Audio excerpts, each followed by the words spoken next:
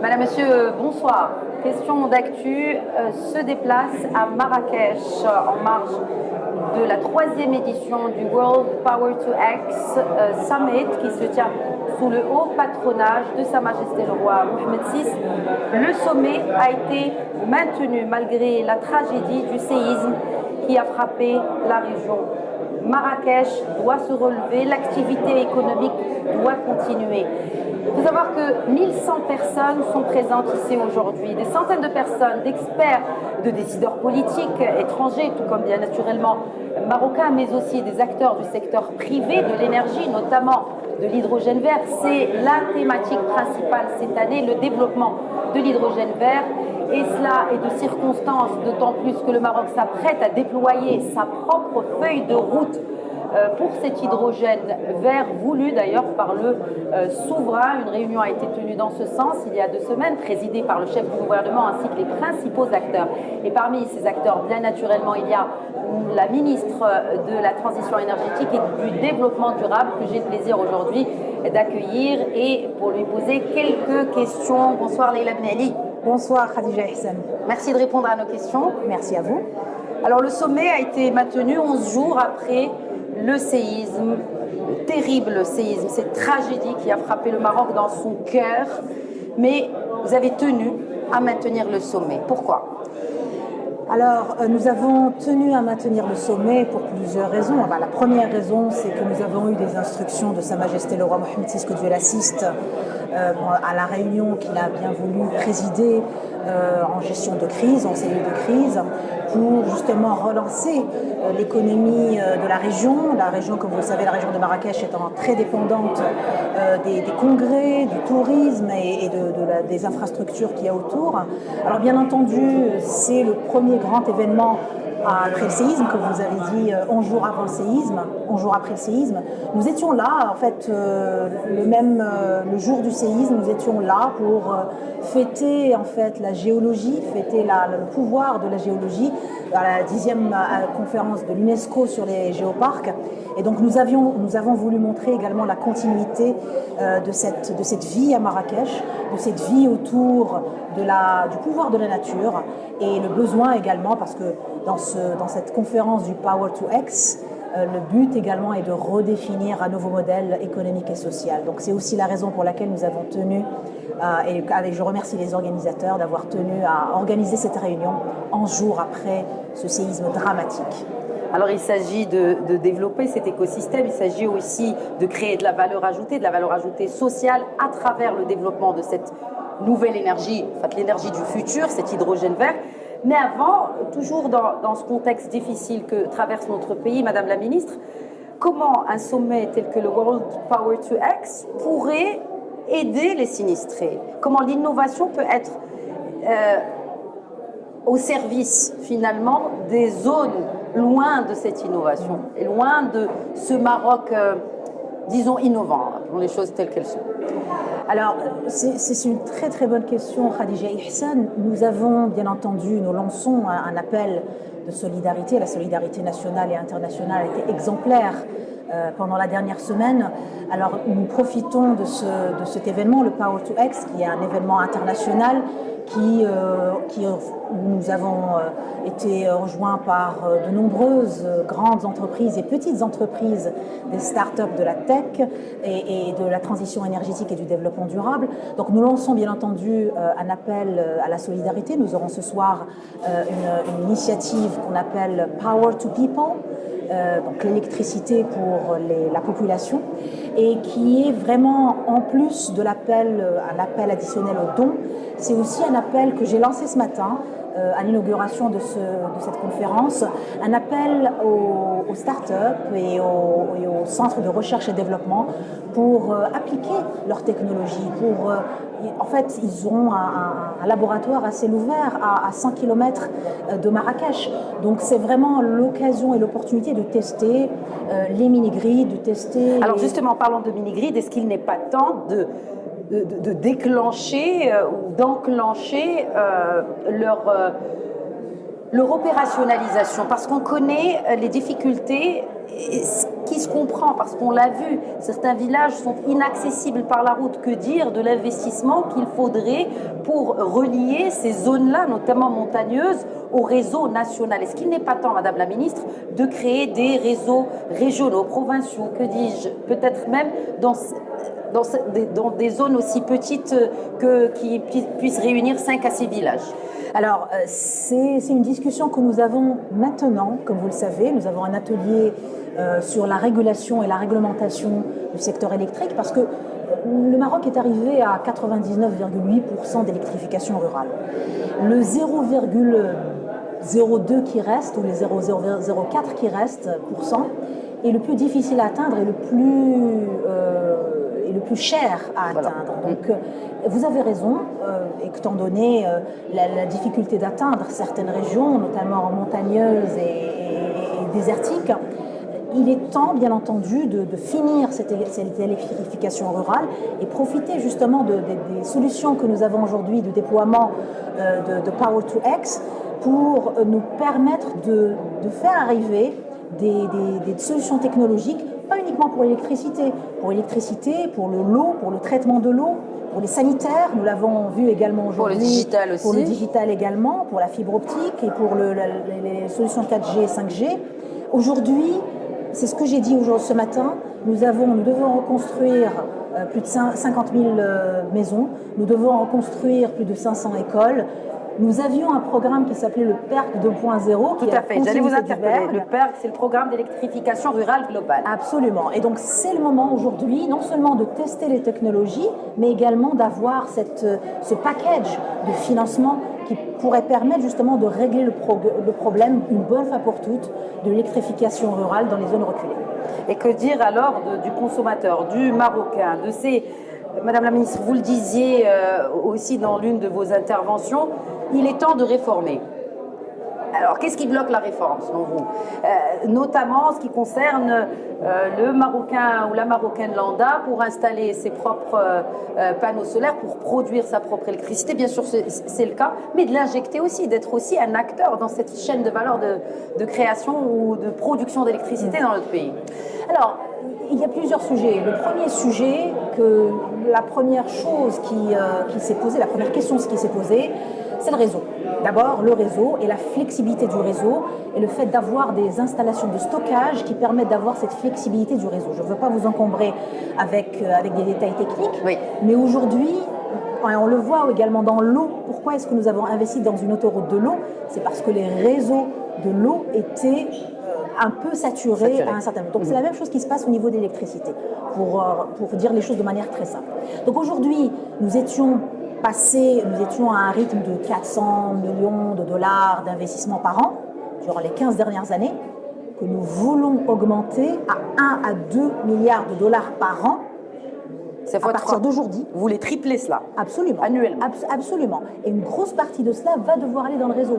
Parce que pour pouvoir intégrer les énergies renouvelables, pour pouvoir intégrer ce que vous m'avez dit, c'est-à-dire l'autoproduction et pouvoir vous, Khadija Ehsan, pour que vous puissiez installer ce que vous voulez d'ailleurs, panneaux solaires ou autre chose. Parce que la loi d'autoproduction aujourd'hui, elle permet n'importe quelle source d'énergie. Oui. Pour que vous puissiez réinjecter dans le réseau, il va falloir que nous investissions en masse, avec bien entendu le secteur privé, dans notre réseau pour le moderniser et nous permettre d'être flexibles et de pouvoir vous permettre à vous de réinjecter dans le réseau. Le cadre juridique est-il assez flexible justement pour adopter toutes ces réformes et tout ce changement, parce qu'il est gros, hein? C'est un changement de culture, un changement de mindset. Avant légal aussi. Absolument, mais le cadre légal suit un peu, je dirais, le mindset de ses auteurs. Lorsque on ne met pas en place un cadre légal qui soit agile et évolutif, ça fait que vous avez des réformes qui sont bloquées pendant plus de 20 ans. Parce que la réforme du secteur électrique au Maroc, Khadija Ehsan vous rappelle, a commencé dans les années 90. Nous avons eu les premiers producteurs d'électricité privée dans les années 90. Et donc, aujourd'hui, nous sommes à une conjoncture où nous voulons utiliser et profiter un peu de cet engouement de la communauté internationale pour tous les projets, bien entendu, d'hydrogène vert, de dessalement et de dérivés d'hydrogène vert, pour justement obliger cette réforme qui est tant attendue par tous les acteurs. Obliger qui? Obliger tout le système. Il n'y a pas d'acteur particulier. Vous êtes exigeante vis-à-vis de vous-même en termes d'objectifs que vous avez tracés pour vous-même. Mais est-ce qu'il y a des réticences? De quelle nature? Si oui. Non, je ne pense pas aujourd'hui qu'il y ait des réticences. Je pense qu'il y a un consensus global qu'il faut que nous multiplions les investissements par 5 et qu'il faut que nous multiplions les investissements dans les énergies renouvelables par 3. Je crois une fois qu'on a dit ça, les réticences s'évanouissent. Parce que en fait, les objectifs sont énormes. Un des objectifs peut-être, c'est aussi élargir le marché et peut-être aussi s'attaquer à cette moyenne tension, à ce segment de moyenne tension. De toute façon, le réseau, quand je parle du réseau, c'est la haute tension qui est en partie saturée, comme vous le savez, la moyenne tension et bien entendu la basse tension également. Et donc on essaye en même temps de pousser une réforme, une régionalisation avancée du secteur électrique, du secteur énergétique, mais également des procédures en général, et en même temps réformer le secteur de l'électricité en parallèle. Donc en fait, ce qu'il faut comprendre, c'est qu'il y a 2 réformes qui sont en cours en parallèle. Vous avez la réforme d'un secteur, mais également une déconcentration administrative et une régionalisation avancée qui est en cours.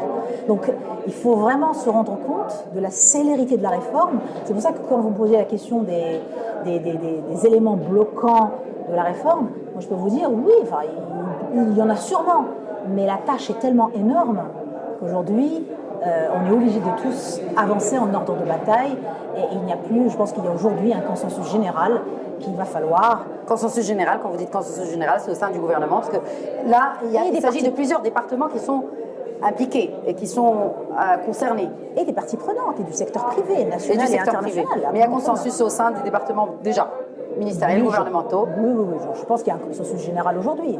Très bien. Sinon, on ne serait pas en train de parler d'hydrogène. Alors, parlons d'hydrogène, justement. Madame la ministre, l'offre Maroc, on en entend parler. Qu'est-ce que c'est? L'offre Maroc pour l'hydrogène vert.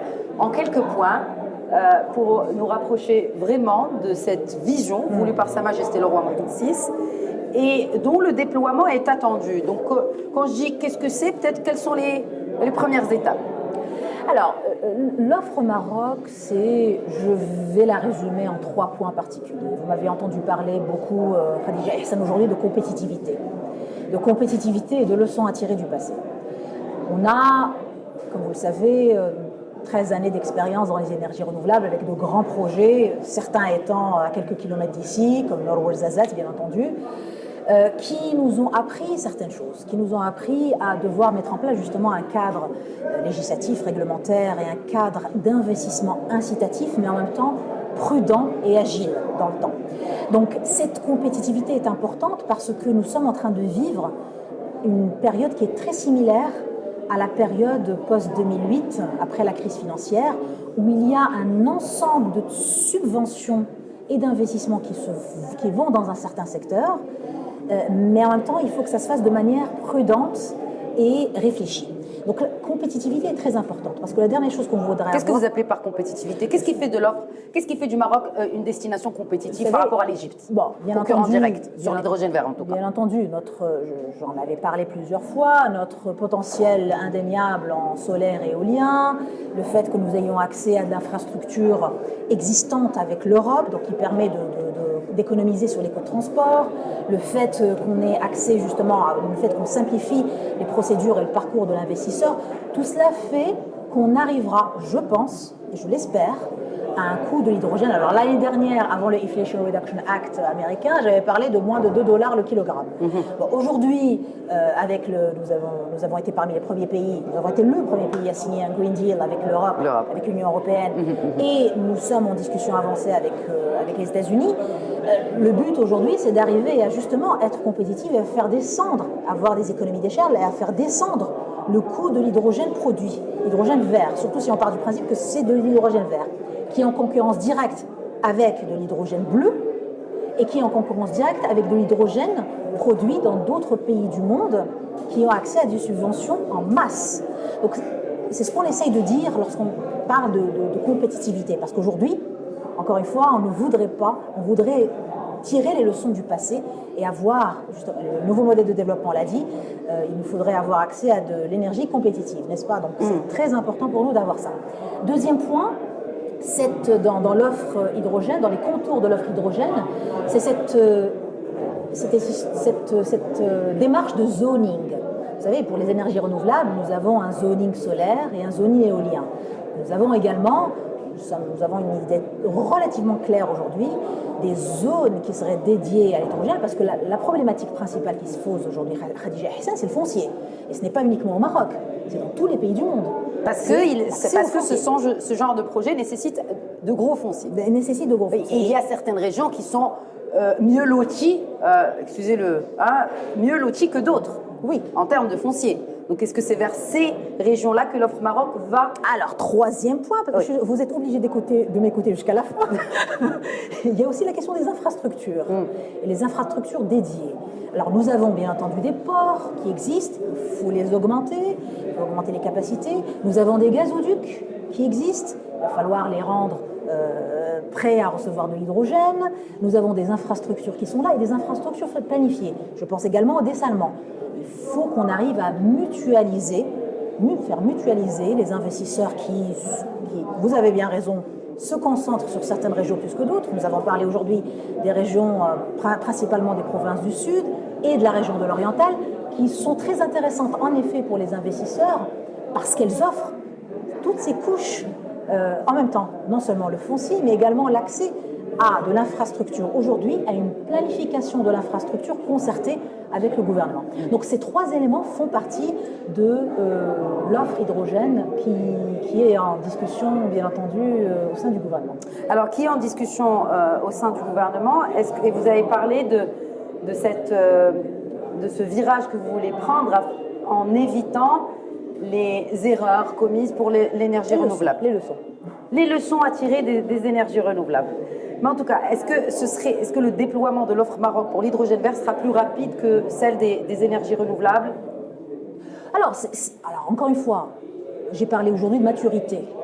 Ce sont des technologies qui sont en concurrence et qui sont à des phases relativement, je dirais, premières de leur maturité.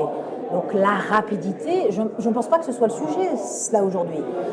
Le coût peut-être et la capacité de production? Absolument, le coût est très important et la capacité de production est importante parce qu'on veut arriver à des économies d'échelle pour justement faire descendre ces coûts, pour justement arriver à la compétitivité qu'on veut. Et là, on parle de post-2030. Enfin, il faut se rendre compte que ce sont des technologies qui ont de longs cycles de maturité et que les cycles d'investissement sont longs. Donc il va falloir être un petit peu patient pour voir les premières molécules, je dirais. Alors, l'autre question qui se pose, c'est est-ce que c'est de l'hydrogène vert pour produire de l'ammoniac, pour le fertilisant? Et ça, de toute façon, le projet de l'OCP est bien avancé. Ou alors c'est de l'hydrogène également pour produire du méthanol, pour décarboner l'industrie du transport. Est-ce que c'est de l'hydrogène pour décarboner l'industrie? Est-ce que c'est un mix de tout cela? Est-ce que l'offre Maroc, c'est un mix de tout cela? L'offre Maroc devrait être un mix de tout cela, en effet. Et nous sommes vraiment prêts pour entamer ce mix-là et aussi atteindre ces fameux 52% aussi du mix énergétique. Oui, alors les 52%, on va y arriver avec ou sans hydrogène de toute façon, parce que ça fait partie du plan d'investissement qui est finalisé, le plan d'investissement électrique national, et on devrait, avec les projets que nous avons aujourd'hui, et avec un peu d'accélération, je l'espère, de l'autoproduction, pour que vous puissiez, Madame Khadija Ihsan, du toit de votre maison ou de votre immeuble, contribuer justement à ces 52% de capacité installée avant 2030. Le but aujourd'hui, c'est quand je vous parlais du 1 à 2 milliards de dollars à investir chaque année entre aujourd'hui et 2027 ou 2030, c'est du business as usual. J'exclus la partie hydrogène, j'exclus la partie dessalement. Si on ajoute en plus la partie hydrogène et la partie dessalement, on arrive à des chiffres beaucoup plus importants. Le 1 à 2 milliards de dollars par an à investir, c'est pour couvrir la demande actuelle de l'énergie au Maroc, en libérant bien entendu la moyenne tension et en permettant au gaz de pénétrer dans l'industrie, dans le tissu électrique aujourd'hui. En plus, bien entendu, de la modernisation du réseau et du stockage dont j'ai parlé au début de cet entretien. Alors, juste pour avoir peut-être une idée aussi, toujours en ce qui concerne cette offre Maroc pour l'hydrogène vert, pour l'exécution du projet, Madame la Ministre, ce serait du ressort de quelle entité, institution, ou ce serait peut-être une espèce de joint venture de plusieurs acteurs, dont l'OCP?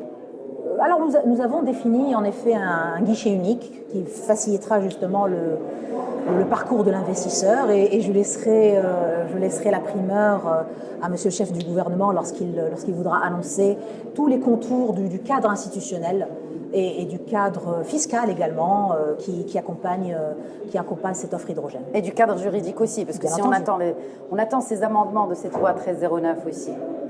Mais je veux dire, encore une fois, ça ne va pas être lié aux amendements de la 1309 plus particulièrement, parce que, encore une fois, ce sont des projets qu'on veut accompagner dans leur maturité, dans leur maturation, pour qu'ils puissent justement, ils auront besoin de beaucoup plus de réseaux, de ports, d'infrastructures que ce que pourra leur offrir le cadre de la loi 1309, même celle que nous sommes en train de... C'est pas la priorité, c'est-à-dire d'abord il faut construire un environnement d'infrastructures qui puisse mutualiser. On mutualise les infrastructures parce que, comme on l'a dit plus tôt dans la journée, c'est autour de... Enfin, les régions qui sont les plus appropriées sont connues. Hein, donc, je veux dire, sans vouloir faire la publicité de certaines régions plus que d'autres, je pense que les régions où il y a justement ces superpositions de couches et d'avantages comparatifs sont connus. Mais il faut aussi installer des infrastructures à même d'accueillir ces investissements dans ces régions que vous avez citées. Proximité. Parce qu'il s'agit aussi, là on parle de foncier de quoi? De dizaines de milliers d'hectares pour des projets pour l'hydrogène vert. Alors, deux questions en une, Madame la Ministre. Un, c'est est-ce qu'on va commencer par attirer les gros investissements? Il y a déjà une gigafactory dont l'investissement a été annoncé. Est-ce qu'on va commencer par les gros investissements ou plutôt, comme ce qu'on a fait pour l'offre des énergies renouvelables, ou plutôt commencer par des investissements à moyen voire bas coût afin de développer cet écosystème industriel autour de cet hydrogène vert pour, encore une fois, une des leçons tirées de l'expérience énergie renouvelable. Alors, Khadija Ihsan, il y a 10 questions dans votre question. Il n'y en a pas 2. Je fais de mon mieux. Hein. Il y en a 10. Écoutez, si vous prenez l'exemple du plan d'investissement de l'OCP, les 130 milliards de dirhams qui ont été annoncés, ça va vous donner une idée très précise du cadre dans lequel on veut développer les projets d'hydrogène vert et produits dérivés, parce qu'il y a potentiellement 1 million de tonnes d'ammoniac vert qui devrait être produit par l'OCP et à terme 3 millions de tonnes en 2032.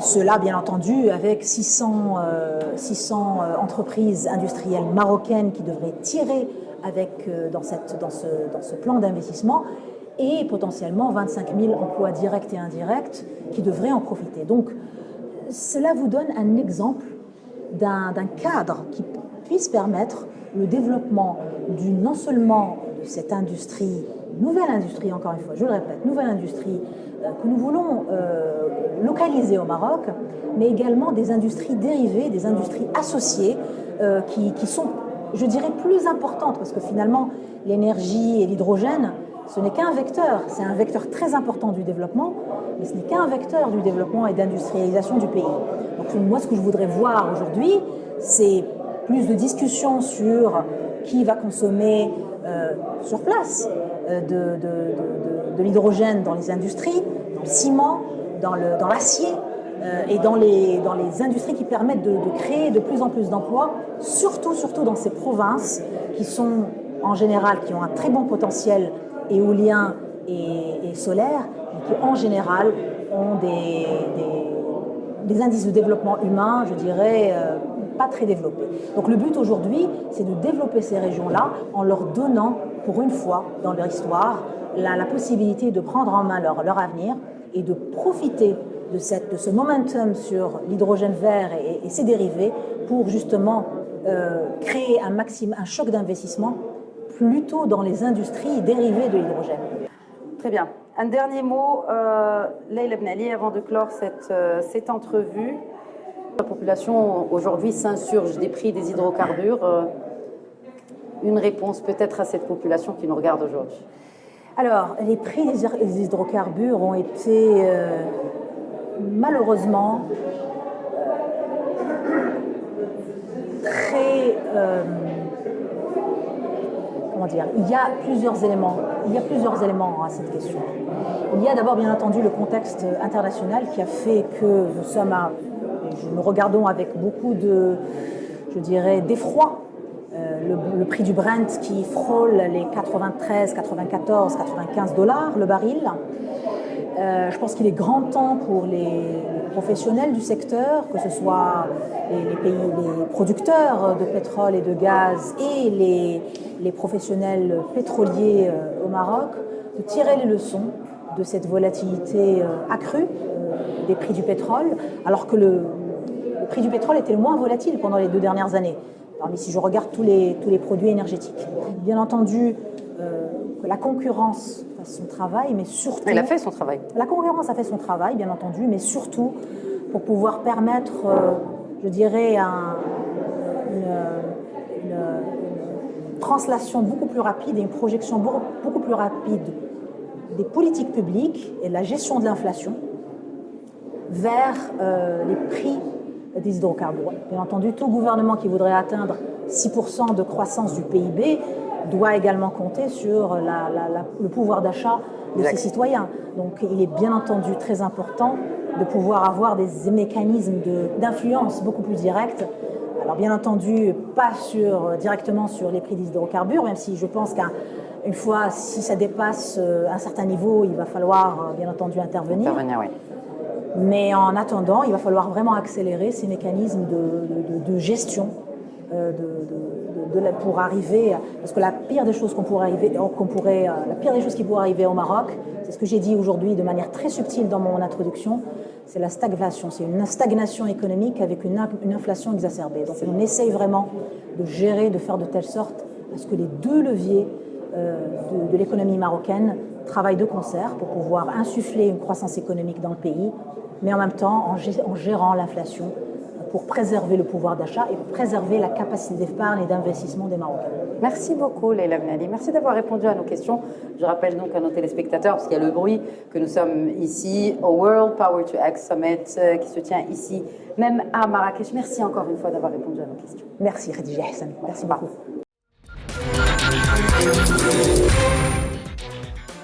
Bienvenue à ceux qui nous rejoignent, bienvenue à cette seconde partie de Questions d'actu qui se déplace à Marrakech, qui accueille la 3e édition du World Power to X Summit sous le haut patronage de Sa Majesté le Roi Mohammed VI. Nous avons suivi lors de la première partie de cette émission l'interview avec Madame la Ministre de la Transition énergétique en ce qui concerne les actions du gouvernement, des politiques publiques en faveur de la décarbonation et de la production d'énergie, mais aussi il s'agit pour cette seconde partie de parler de décarbonation de l'industrie marocaine, du Made in Maroc. Il s'agit également aussi de parler d'écosystème. Où en est l'écosystème de la production d'énergie dans notre pays? Et pour ce, j'ai le plaisir d'accueillir Badriken. Il est président de la commission de l'économie verte et de la décarbonation à la CGM. Il est également président exécutif de GI3, qui est justement spécialisé dans la production d'éléments dans la transition énergétique. Bonsoir Badriken, merci de répondre à nos questions. Hassan. Merci beaucoup pour l'invitation. Alors la question que je posais, on va commencer notre discussion avec, où en est le processus de décarbonation? En d'autres termes, est-ce qu'aujourd'hui nous pouvons parler d'un écosystème industriel des énergies renouvelables au Maroc? Alors écoutez, pas encore. On ne peut pas encore parler d'un écosystème industriel des énergies renouvelables au Maroc. Nous avons commencé, et on a vu l'évolution de bureaux d'études spécialisés dans le conseil, dans l'ingénierie, dans l'accompagnement des entreprises marocaines pour installer des solutions d'énergie renouvelable au niveau de leurs entreprises. Et nous avons eu quelques petites entreprises qui ont commencé à fabriquer quelques composants Ça, c'est la situation actuelle. Pourquoi? Parce que le marché était encore émergent, la demande était limitée. Ces dernières années, comme vous l'avez cité, de plus en plus, il y a une prise de conscience des entreprises, des industries marocaines, une obligation aussi par rapport à une taxation qui va rentrer en vigueur au niveau de l'Union européenne, donc une obligation de décarboner, de baisser son empreinte carbone pour ne pas être pénalisé lors de l'export. Et tout cela, bien sûr, aujourd'hui, motive les industriels et les entreprises marocaines à prendre des mesures en considération, notamment des actions d'efficacité énergétique, parce que le plus simple, c'est de baisser. Et le moins coûteux aussi. Absolument, clairement. Et donc là, on arrive à amortir très très facilement avec plusieurs adaptations, à baisser la production de gaz à effet de serre. Et puis après, il y a des solutions actives à installer, à mettre en place, notamment des installations solaires. Donc aujourd'hui, prise de conscience, une expertise avérée au niveau de plusieurs bureaux d'études et de cabinets. Et tout doucement, on voit de nouvelles entreprises se positionner, dont notamment aussi GI3, pour fabriquer des composants qui vont servir à cette... Est-ce que ça coûte moins cher, Badriken? Est-ce que cela coûte moins cher de produire des composantes, des panneaux solaires par exemple, au Maroc que de les importer de Chine? Alors écoutez, ça coûte un tout petit peu plus cher. Mais cela dit, quand on parle d'à peu près 5 à 10% de plus. Mais cela dit, quand vous prenez en considération l'avantage social par rapport à la création d'emplois, quand vous allez exclure le coût du transport qui aujourd'hui est beaucoup plus élevé de Chine vers le Maroc, vous arrivez presque au même coût. Et cela dit, c'est important d'avoir une capacité de production qui est élevée et il faut une visibilité sur le marché. Et là, lors de cette rencontre, ce qu'on a bien constaté, c'est qu'aujourd'hui, la demande va fortement augmenter. Il y a quelques années, nous parlions d'un marché de quelques dizaines de mégawatts pour le solaire photovoltaïque de besoins annuels. Et là, avec tous ces projets qui sont en cours de conception, de projection pour les 5-10 prochaines années, on va commencer à parler de plusieurs centaines, pour ne pas dire milliers, de mégawatts par an. Et là, clairement, c'est ce qui va permettre l'émergence justement d'un écosystème fort et en plus aussi compétitif au niveau de notre pays. Alors, pour créer l'écosystème, il y a certes la demande. Donc, vous dites que le marché est aujourd'hui mature et donc peut absorber la production, notamment en composantes. On reste vraiment sur la question de composantes. Est-ce qu'on peut aspirer à un taux d'intégration comme celui que l'on voit par exemple dans le secteur automobile d'acteurs marocains tels que celui que vous représentez?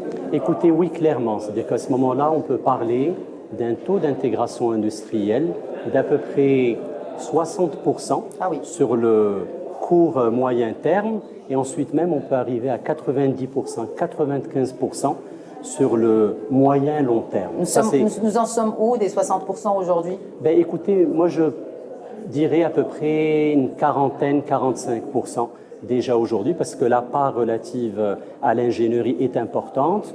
Vous avez aussi l'installation, les structures métalliques, le câblage, plusieurs composants qui sont des maillons importants de la chaîne de valeur d'une centrale solaire. Pour répondre aussi à la question relative au coût aujourd'hui, est-ce qu'on est compétitif? Aujourd'hui, vous savez que le coût de l'électricité au Maroc, se trouve entre 80 centimes de dirham le kilowattheure jusqu'à 1 dirham 20 le kilowattheure.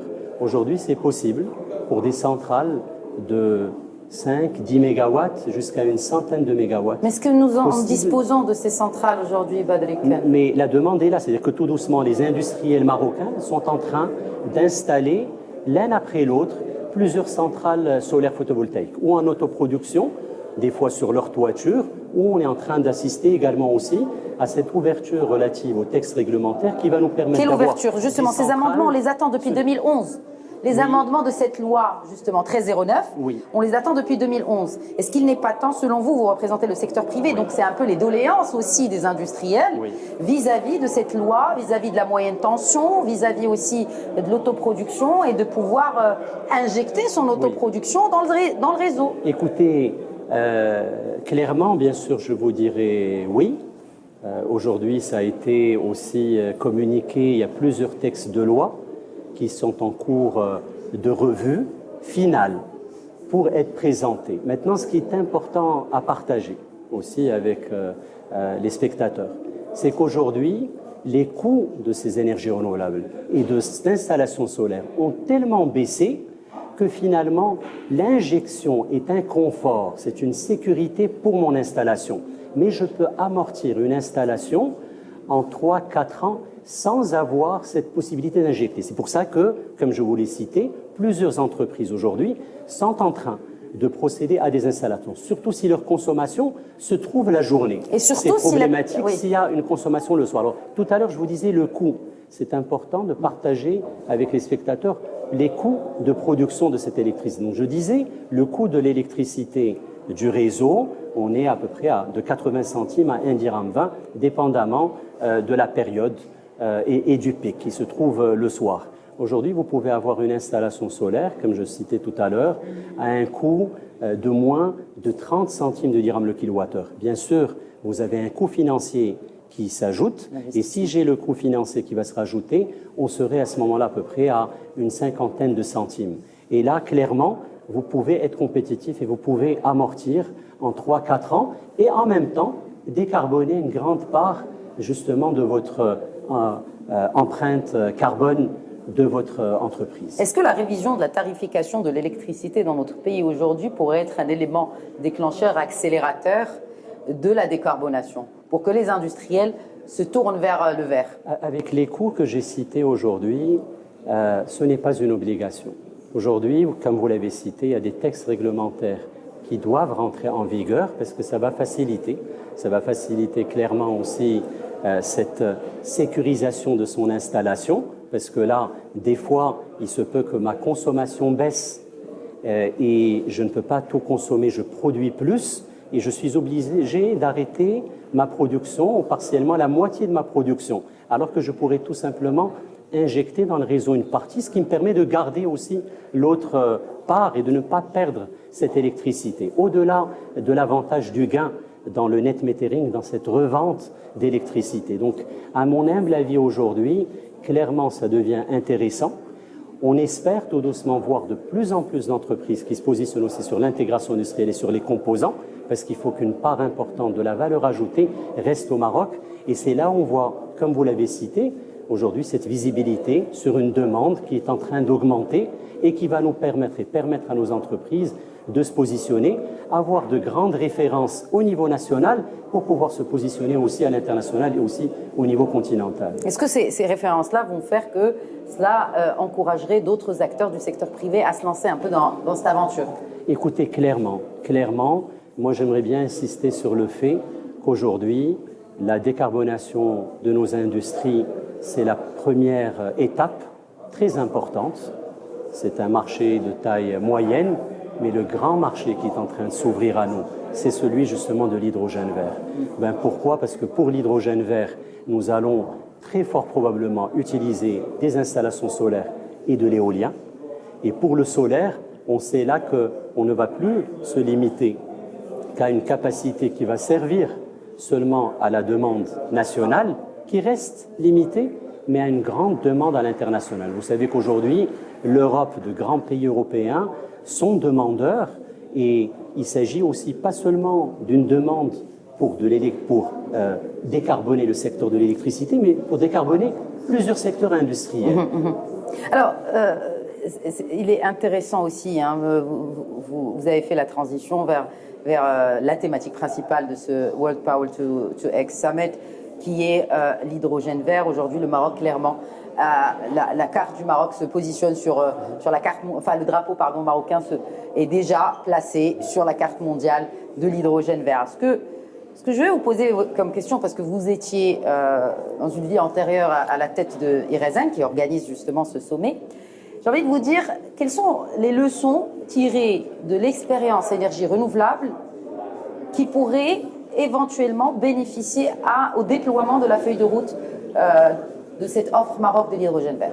Oui, écoutez, avec plaisir. J'ai eu la chance et puis l'honneur de faire partie de cette belle aventure. Écoutez, au tout début, de préparer toutes les différentes études, les premières activités autour du sujet de l'hydrogène vert. Moi, je vous dirais la première leçon, c'est celle relative au développement des projets solaires au Maroc. C'est-à-dire que là, le modèle qui avait été choisi au début était un certain pilotage et mis en œuvre par le secteur public. Je pense qu'on a bien compris qu'il est des fois plus pertinent de préparer le cadre et l'environnement et de laisser le secteur privé. Qu'est-ce que vous appelez par préparer le cadre et l'environnement? Bien sûr, le cadre réglementaire, préparer aussi les infrastructures, préparer aussi la mise en œuvre de la feuille de route, cette attractivité bien sûr de notre pays. Et donc quand on met tout cela en place, toute la partie relative à la certification, au contrôle aussi de l'origine de cette électricité pour pouvoir également aussi l'exporter sous forme d'électrons verts ou sous forme de molécules vertes. Quand on prépare le cadre, comment gérer également aussi l'allocation des terrains, des sites pour ces projets, comment veiller à une forte intégration industrielle, à une forte création d'emplois. C'est qu'on parle d'une grande valeur ajoutée, d'une grande opportunité. Quand vous dites veiller à la création, quand vous dites veiller à la création, parce qu'il nous reste très peu de temps, veiller à la création d'emplois et de valeur ajoutée, c'est-à-dire avec des incitations, peut-être de l'État vers le secteur privé? Alors pour moi, ce sont plutôt des critères. La demande aujourd'hui, la demande de développement de projets au Maroc, elle est tout simplement colossale. Dans les projections de feuilles de route que nous avions pour la feuille de route hydrogène vert au Maroc, on parlait d'à peu près 8 gigawatts à l'horizon 2030 ou dans le scénario optimiste de 16 gigawatts à l'horizon 2030. On est sur des demandes de projets qui dépassent les 80 gigawatts. C'est-à-dire que là, clairement, c'est des cahiers de charges pour veiller justement à capter une forte valeur ajoutée. Pas seulement sur les volumes qui vont être produits localement, d'hydrogène ou de dérivés, l'ammoniac et le méthanol vont jouer un rôle très important, mais aussi sur beaucoup d'avantages on va pouvoir tirer profit. De l'eau potable, de l'accès à de l'électricité à bas coût, etc. Et dans ce contexte-là, il faut préparer le cadre et puis laisser le secteur privé développer les projets. Pourquoi? Parce que vous savez, clairement, il ne faut pas voir le développement de cette filière comme le développement d'une filière classique d'énergie. Non, il faut plutôt le comparer à des grands projets industriels, même s'il y a de la chimie dedans et de l'énergie dedans, comme ce qu'on a fait par rapport à l'automobile, au secteur de l'aéronautique, ou même de grands acteurs nationaux, internationaux vont venir se positionner ici, produire et exporter une grande partie, probablement même peut-être même 2/3. Et donc là, clairement... C'est le cas pour l'OCP aujourd'hui. Alors aujourd'hui, l'OCP, c'est d'abord la demande nationale. C'est le 1/3 pour une demande nationale. Oui. Mais très vite, ça va être possible d'utiliser les infrastructures existantes où on importe de l'ammoniac pour pouvoir aussi l'exporter. Et dans ce contexte-là, c'est important d'avoir une vision aussi globale et de voir la grande opportunité qui s'offre à nous sur tous les maillons de la chaîne de valeur. Fabrication de compresseurs, fabrication d'électrolyseurs, fabrication de citernes, énormément de choses. Et puis aussi une nouvelle chance pour nous de pouvoir reprendre cet avantage que l'Asie, que la Chine a pris sur la partie renouvelable et qu'on puisse le ramener vers notre pays et puis créer un véritable hub régional. Justement, je reçois le représentant de l'hub régional européen juste après cette interview. En tout cas, merci beaucoup d'avoir répondu à nos questions, Badr Ikren. Je rappelle que vous êtes président donc de cette commission de l'économie verte et de la décarbonation au sein de la CGEM et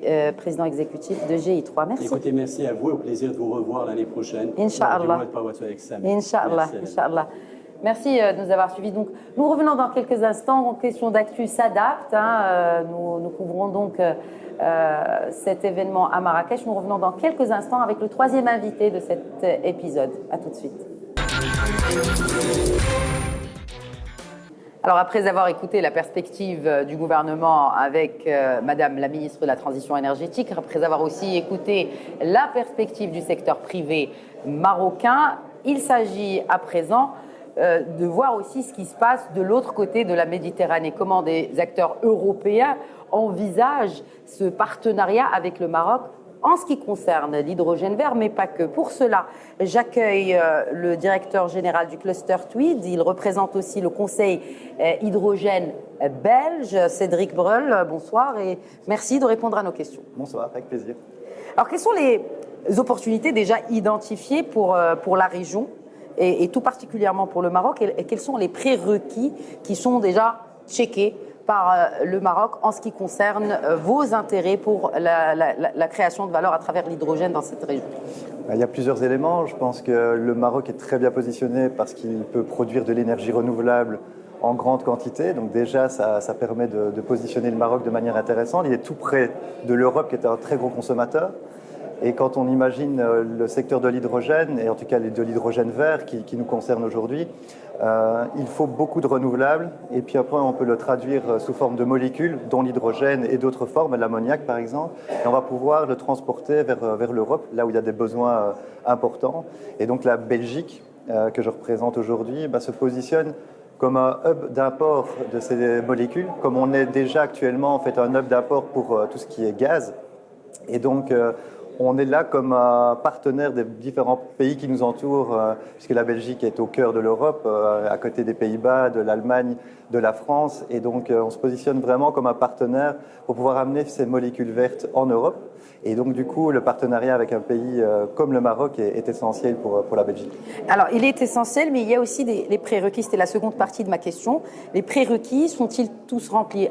Prenons l'exemple des infrastructures, parce que certes, la production sera facilitée, par l'avancement de la production d'énergie renouvelable au Maroc, mais aussi les usines de dessalement d'eau, parce qu'on ne l'a pas dit, l'hydrogène nécessite de l'eau, pas beaucoup, mais certes, on connaît la réalité du Maroc.